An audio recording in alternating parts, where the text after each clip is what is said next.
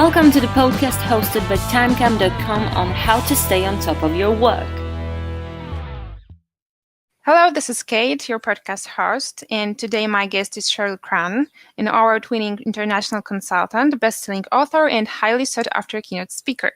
So if you are looking for tips on how to be a good leader, you are in the right place. Cheryl, thank you so much for joining me here today. I'm so happy. Thank you for having me.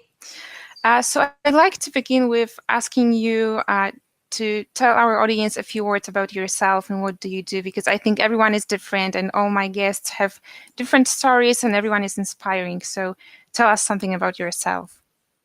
Oh my gosh, that's a tough question. Tell something about yourself. You know, you'd think that for me as a speaker, I would be able to easily do that, right? Exactly. Yeah, exactly. So I am an author. I've written 6 books. I have a new book coming out this year. I'm a keynote speaker, and I've been an advocate for understanding why people do what they do, and specifically leaders in the workplace. So my background, I came from an insurance and finance. I was a very young leader. I was promoted to my first leadership role at the age of 23, and I had 10 people reporting to me, and all of them were older than I was, and I had had 0 training or experience to be a leader. But I had some natural abilities, you know, as far as taking charge and handling myself well under pressure. I was in a series of bank robberies when I was in the bank, and I took control. I just was able to take control, and I didn't have a lot of trauma with them. It was more like, okay, let's do what we can with this situation. So yeah, my background is really being a leader and always, you know, seeking to understand why people do what they do. How do we motivate people? How do we engage people? How do we lead in a way that causes us to make a big difference in the world? Those have been my driving sort of passions, if you will, for the last 20, 30 years. That sounds really inspiring, actually. So when we talk about leadership, what are the good skills a leader should have, according to you? Yeah, you know, I think there are, I'll answer that in 2 parts. I think there's a mindset and a approach that a leader has to have for themselves. And then I believe that there are strategies that a leader can use to have more success with people. So when we look at, leadership, really, you have to lead yourself first, which means you have to have a really high level of self-awareness. Your personality style, your what angers you, what pushes your buttons, how you are able to handle yourself well under pressure, your creativity abilities, all of those, the best leaders have a really high level of self-knowing. If I think of leaders, for example, such as Sheryl Sandberg, the COO of Facebook, or Richard Branson, the CEO of Virgin, or Elon Musk, one thing that they all have in common is they're very self-aware. They know who they are. They know their strengths. They know what they need to do to develop themselves. So I think those are like fundamental self-awareness skills that a leader has to have. As far as strategies to inspire people, I think if you're a leader that's integrated those self-awarenesses with then appreciating other people. First of all, if you don't like people, you can't be a leader. So anybody listening to this, if they think people are a pain in the neck or, a problem, then you're never ever going to succeed at leadership, because you're always going to feel like, it's a burden to have other people do things for you. But if you truly are interested in people and understanding people, you will want to find ways to inspire and engage and motivate. And I said to you earlier in my introduction, I've always been fascinated with people. Like even when people are really angry or they're different than me, I've always found it fascinating. Like, what makes that person be that way? Or I wonder what they have gone through in order to be that kind of person.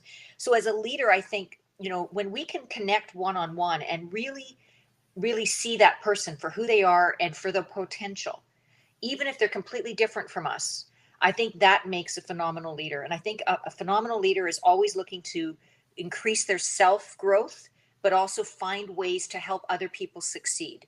And if you're a leader who helps other people succeed, you will always have people be loyal and inspired by your leadership, because it's not about you, the leader. It's about, as the leader, you're helping other people succeed and grow. So when we talk about working with people, how can a good leader manage a group of people? how to be successful in that, because so many people fail at this, and I think this is something that's really important. They do fail at it. You're right. And the key, I would say, like the main way to lead is your communication skills. And included in communication skill is your ability to have a really clear vision of where you want to go as a leader and where you want the team to go. And if you can set that vision and if you can communicate it in a way that's exciting, but also truthful, because a good leader tells the truth. You're honest. You don't say, hey, come with me and it's all going to be wonderful in 6 months. You basically say, hey guys, we've got this big challenge ahead of us. It's going to take us 6 months to get here. Here's what I know we can do. Here's some of the challenges we're going to face, and here's how I'm going to support you as we go through those challenges. So I think it's really communication skills are foundational. I think second to that is understanding personalities, the ability to understand who is on your team. Do I have aggressive type people on my team, and what do they need in order to just go and do their job? Do I have people that are more sensitive and caring about people, and how do I nurture them in a way that has them recognize that we do value the people aspect of the team? Do I have people who are highly creative and they're looking for ways to do the job in their own way rather than follow the rules or the way I'm telling them to do it? Do I have people who are very analytical and they want proof before they take action on a task? And so those are questions as a leader that you want to ask yourself. And then you want to make sure that you're customizing your approach to each of the people on your team, rather than just trying to get everybody to do what you want them to do, which is what I commonly see leaders do. And that's why they fail, is a leader just expects everybody to do what they're telling them to do, instead of seeing themselves as part of the team and seeing their role as engaging, motivating, inspiring people on an individual basis. That's really the key, in my opinion. So communication and customization, I mean, there's way more to that question, but I would say those two things could definitely set a leader up for tremendous success. Mm-hmm. Yeah. And how can we make a good workplace where people feel comfortable? Do you think what you just said applies to that, or maybe there's something more to that? Well, I think definitely what applies to a good workplace is the openness and the honesty. I see in a lot of organizations, and I've been, consulting and coaching and working with leaders for many years, is they don't tell the truth. They kind of sugarcoat the truth. That's a North American term. I'm sure you know what I'm saying. So sugarcoat the truth, in that they'll sort of. I have a lot of CEOs who'll say to me, "Oh, we don't need to tell them everything. We just need to tell them this, so that they'll go and do what they need to do." And my response to that is, you want to tell them as much as you can and as much truth as you can, because people know anyway. People gossip. They are able to understand that something's going on, and so better to just tell the truth rather than try to sugarcoat it. As I said, I think as a workplace culture, openness, transparency, encouraging that with everybody else is very important. A lot of my research has shown that in the future of work, we're really heading towards less of a hierarchical culture and much more towards a shared work or a shared leadership culture. And so the workplace of today, specifically with millennials and Generation Z, they're not interested in having an autocratic leader. They don't respond to it. They find it almost comical. They think that, because for one person to hold all the answers, millennials and Gen Zs are smart enough to know that that's just not true, which is why millennials and Gen Zs are so good at, social questioning, asking on Twitter and social media to say, hey, what do you think? And getting a lot of input.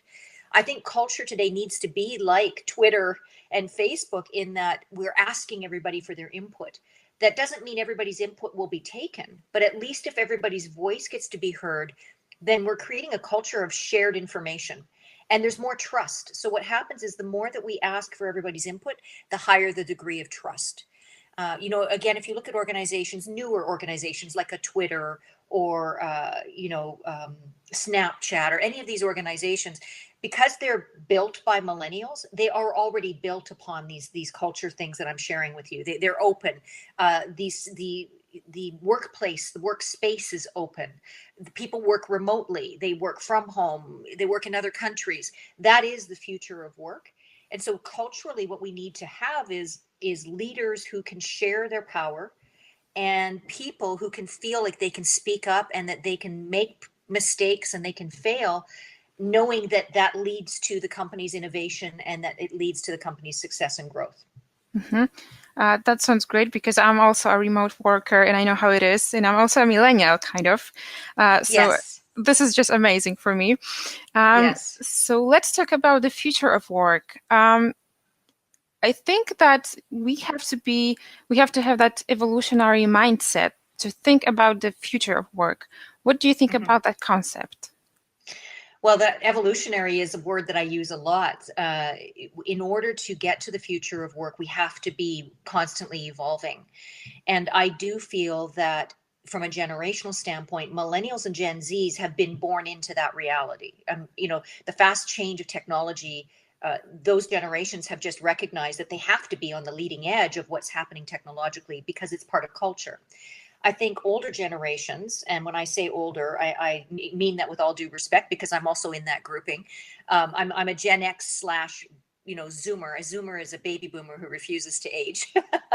So that Gen X Zoomer, and then even older than that, the traditionalist, which is like in their late 60s and older. I think those generations have adapted well. I mean, when you think of how much change we've had in the last 10 years, it's more than we had in the previous 40. So there's been a lot of rapid change, which is driving us to the future of work. But if you're not willing to change your mind and you're not willing to flex with the realities, you will struggle. And I think that's what I'm seeing with a lot of organizations where, a lot of, Gen X Zoomers, traditionals, they know that they need to be changing. And a lot of times they push back because they're focused on what's worked in the past. And I'm not saying we ignore what the past, because I actually believe the future of work is an integration of the success of the past with looking towards the future. I also believe that everybody needs to be a futurist, which means they have to be looking at the future and they have to be looking at, how do I upgrade my skills? How do I upskill? How do I reskill? So you've heard a lot about, robotics and AI and all these things that are happening. A lot of people get scared and say, oh, robots are going to take my jobs. Well, I've actually found research that says actually that's not true. There's going to be new jobs created. So the new question needs to be, how do I reskill and upskill so that I'm future ready? And I think that's where most people get challenged, is they're so busy dealing with today and putting out fires and worried about today versus looking at, well, what can we do to prepare ourselves for the future, which means let's prepare every single leader with the future of work skills so that rather than be reactionary, we're actually ready for these changes. Rather than be afraid of these millennials and Gen Zs that are going to be running the companies and taking over, how do I think more like a millennial and a Gen Z so that I understand where they're coming from and I can work well with them? Because also research has shown that in addition to remote working, which you and I mentioned earlier, more and more millennials and Gen Zs are going to be entrepreneurs, which conceivably the Gen X's, the Zoomers will be working for those companies or working with them as consultants or contractors. So in order to successfully work with a millennial or Gen Z, you've got to be inspiring, flexible, open-minded, willing to work as a team. And I think that's the opportunity in an evolutionary way, is for us to look at our skills. Again, it comes back to self-awareness. If we look at our skills and go, okay, where are my opportunities to really shift? And I can actually make an example of myself. I am quite flexible. I consider myself more a millennial, when I look at the generations, because I've been an entrepreneur for 20 years. I've been on the leading edge of technology because I've had to, in order to keep my business, alive and thriving. So I feel like I'm very in touch with the millennials and the Gen Zs. On a personal level, I have a millennial daughter. I've got 2 millennial stepsons, and I have a Gen Z granddaughter. So I've got, in my personal life, I've got these people around me, and I really recognize that, I can either be negative about, and a lot of people say, oh, millennials, they just want to do it their way. And, they only want to work 4 hours and they want to work from home and all these things. And my answer to that is, well, yeah, they're actually onto something, because that's what we all want. And so they're actually leading the future, in my opinion. Millennials and Gen Zs are evolutionary. They're saying there's better ways to work so that we can have a life, and work, fits in with our life. So from an evolutionary standpoint, I think the opportunity is for all of us. And by the way, I'm not saying millennials have it figured out. I actually believe millennials and Gen Zs have a lot of work to do around grounding the idealism they have with practical application. And millennials have to really understand what Zoomers and Gen X's have had to do in order to get to their success. and really work with them as partners and respect that time and effort. And I think together we're unstoppable. I mean, if you think of all the skills and talents that we each bring, from a personality level and a skill level, but also from a generational level, that we're unstoppable together. So the future is about all of us really honoring each other and respecting the skills and coming together and saying, okay, let's build a future that's great for all of us. I mean, I get really excited about it, to be honest. Yeah. Yeah, because it sounds exciting. Yeah. So when you're talking about that, what I'm thinking about is how to make a positive change, a positive impact, also as a leader. Do you think there is a certain way to do it, or maybe not really? Well, I think as a positive impact, in my experience, if I think of the leaders who have made a positive impact on me, the qualities they had were they were tough, yet inspiring because they held me to a high standard. And they were truthful. And so they would honestly tell me, Cheryl, you're good at this, but you need to work on this, and this. So the best leaders are coaches, and they're able to, like, I'll tell you, my worst leader, his name was Hal, and it should have been Hell, because he was such an arrogant, overbearing, he thought he knew everything. He was sexist. He thought all women were useless. He was just the worst leader you could possibly have. But you know what? I very much was happy to have him as a leader because he actually showed me what not to do as a leader. He was everything that a bad leader is. He thought he knew everything. He was condescending. He didn't ask for anybody's input. He was rude, he was biased, all those things that make a lousy leader. But right after working with Hal, I went and worked with a leader named Ron. And the first thing Ron said to me is, my goal for you, Cheryl, is to one day far surpass me in your career. And when he said that to me, first of all, I had been in banking as a woman, a young woman, and I had never had a male leader say to me, my goal for you is to one day be better than me. And that was so inspiring because I actually worked really hard for him because he saw my potential. And so what he modeled for me, and he was an evolutionary leader before that was even such a thing, which was over 20 years ago. And what he modeled for me was he had so much self-confidence and he was so sure of his own abilities that he wasn't threatened by anybody else's talent or ambition or ability. And to me, that's a phenomenal leader, is a leader who they built so much strength and confidence that all they want to do is help other people succeed. And the best leaders, they're not worried about losing people. They actually want to help people go on to be their best version of themselves. And so I feel like a phenomenal leader that I've worked for has done that. For me as a leader, that is always my goal. Whether I'm working with a CEO or I'm coaching or consulting or I'm speaking in front of a group, my goal is to say, look, you're already smart. You already know what needs to be done. Let me give you a few resources, tools, ideas, and support, and let me help you soar so that you can go and be the best you that you can be. And to me, that's what we're lacking in leadership today. I feel like there's only a certain percentage of leaders who really model that, who really model the desire to help other people grow. And wow, if more organizations had leaders like this, we would see a transformation. Honestly, we would, because we would have more people eager to make a change through their work versus just see it as a job. That sounds really inspiring. And when we talk about inspiration, I like to change the topic to your books. Can you tell us a little bit more about your books and your latest book, which you mentioned? Yeah, so I've written 6 books. My best-selling books are the ones on. The first one was 101 Ways to Make Generations X, Y, and Zoomers Happy at Work. That has been a bestseller. That was published in 2010, and it's still very, very popular. And the book that I wrote in 2015 is called The Art of Change Leadership: Driving Transformation in a Fast-Paced World. That book, too, has been a bestseller. And all of my books are available on Amazon and where booksellers offer books. My most recent book that I'll be publishing this year in the fall is in alignment with the brand that I'm launching in March 2018. And it's called Next Mapping. The best way to create your future is to map it. And it's all about what we talked about today, about being a leader who creates an inspiring future. And in that book, I talk about the impact of robotics and AI and technology and how it's forcing us as leaders to be more human than we've ever been before. And that means increasing our ability to connect, communicate, collaborate, lead in a way that has us working together collectively to create a better future. That sounds good, and I'm definitely going to read that book. So can you tell us what inspires you in your work? Honestly, the people that I work with. I am, just before I answer that to you, I think, a lot of times people will ask, are leaders born or made? And I think it's a combination. I think there's some people that come up with naturally innate leadership ability. And then I think also that leadership can be learned with a true desire to want to be a great leader.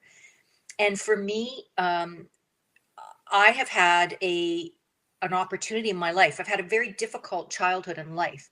And I can either look at that as a victim and say, these circumstances made my life horrible, or I can use them to leverage my leadership. And that's what I've chosen to do is look at my life as an opportunity to help inspire other people. So truly what inspires me is other evolutionaries. So people like Peter Diamandis with Singularity University. He is a future focused, let's change the world mind. And I get inspired by people like that. Faith Popcorn is also a futurist. Sheryl Sandberg and her book, Lean In, and her newest book. I read, a lot of autobiographies and memoirs because I feel like other people's lives are inspiring and help me sort of compare my life and say, am I living my best life compared to these really amazing people? Not in a comparison as in, am I wanting to be like them, but more of an inspiring, how can I, maybe learn one or two things from them in order to live my life in a more inspiring way. I'm inspired by my husband, who's also my business partner. He's been with me for years. There's no way that I could be doing what I'm doing in my life without his support and in his energy. My family inspires me. My daughter is an amazing young lady, an amazing mom. And then my clients, whenever I work with a new client, I always am in awe of their desire to be better. And that inspires me because I want to work with people who are seeking to be better, to be more, to contribute more to the world. So as long as I focus on those things, I'm constantly inspired. If I get into a place where I feel frustrated or I feel like people aren't changing fast enough, then I can get, a little bit negative. But because my work is about changing the world, my work has always been inspiring, which is, oftentimes I'll tell people I'm never retiring because I really do love what I do. And, when you love what you do, it's a calling, it's a passion. It's not something that you have to wake up and do. It's something that you feel you must do. And I really feel very privileged that that's what my work is for me. Yeah. So I have last one question to you, because the podcast title is Stay on Top of Your Work. And how do you stay on top of your work? The productivity question. Yeah.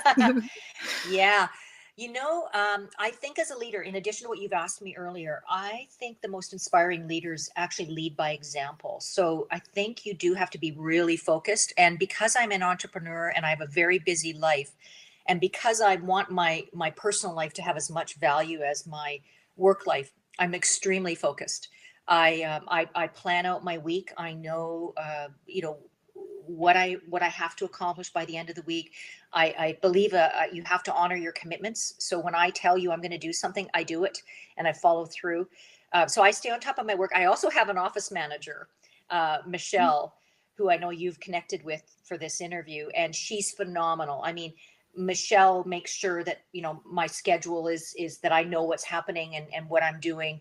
She keeps me very much on track. And for years I worked without an office manager. And I would tell you that was just pure stubborn pride on my part because I felt like I could do it all and stay on top of it. But since having an office manager, which I've had for the last 10 years, it has completely transformed my business as an entrepreneur. It allows me to focus on the things that I'm good at versus trying to manage the administrative, all those details side. Michelle's very good at that. I'm also very I use a lot of the technology tools. So, we use shared collaboration tools like Google Doc and, Time Calendar and Salesforce and all sorts of technologies that allow me and my team to be on the same page at the same time. I think that's crucial. Like without that, you're sort of guessing what everybody's doing, but that shared collaboration tools have worked really well for my company. The times where I'm not on top of my work is when I don't put it into my calendar, or I also use my iPhone a lot, like my iPhone 10. I use Hey Siri, put this in my calendar or so I'm using the technology to leverage my time. And I've become very good at, for example, writing. I can write very focused and very tightly now because I've written a number of books and I've gotten sort of the process down. As far as my clients, in preparing for keynotes and speeches, again, Michelle schedules all of that, but I'm able to then show up and make sure that I get the most out of my client. As far as the travel and the speaking, that requires a tremendous amount of stamina. And I have all sorts of mind things I do. I meditate daily. I visualize. I do a lot of things to keep my personal self very resourced and productive. So I exercise regularly. I do all sorts of body work, things like network chiropractic, acupuncture. So I think it's important to have, in order to really contribute as a leader, I think the self-care is really, really important. If you don't take care of yourself, you're going to burn out. And by the way, in the past, I have burned out. And so it's a tough lesson to learn. Because if you're not on top of your things, and a lot of times people feel stressed by being on top of, for me, as long as I take care of myself, if I'm exercising, if I'm doing all those self-care things, then it's fairly easy for me to stay in the flow and stay on top of my work. That sounds really good. Thank you, Cheryl, for the interview. It was my pleasure to talk to you. It was really inspiring. Thank you. And if you guys want to know more, make sure to check out the information about Cheryl under the podcast. And don't forget to let me know in comments what you'd like me to talk about with my guest. Stay tuned for the next episode, and I see you next time. Bye-bye. This podcast was brought to you by Timecam. You can listen to it on iTunes and SoundCloud. Subscribe to get more content and always stay on top of your work.